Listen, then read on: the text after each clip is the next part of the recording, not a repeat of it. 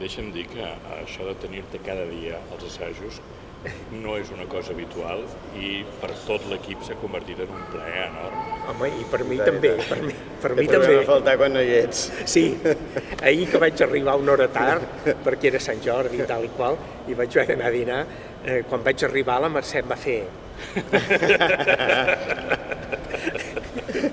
Sí, perquè suposo que em veuen allà quietet, mirant, I aquest estrany tòpic de que els autors emprenyen en els processos d'assajos, i aquí s'ha demostrat claríssimament que hi ha una complicitat enorme amb per tothom. mi ha sigut un plaer extraordinari.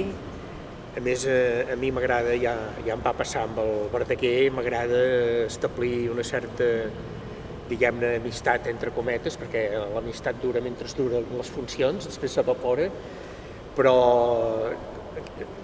entrar a formar part, diguem-ne, de la família de la funció, per mi és molt gratificant en tots sentits.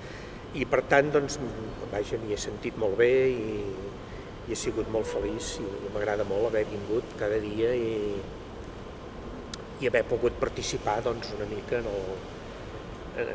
el muntatge.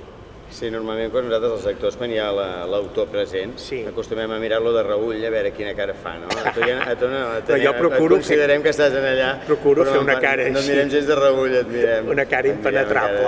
Sí. Però a vegades sí, no? I fins i tot hi ha hagut l'últim passi, per exemple, va haver-hi alguns moments que em vaig emocionar seriosament. El qual, doncs, vol dir que està bé. Justament amb un text teu, bueno, el text és meu, però figura que és teu. Del teu alter ego. Figura que és teu,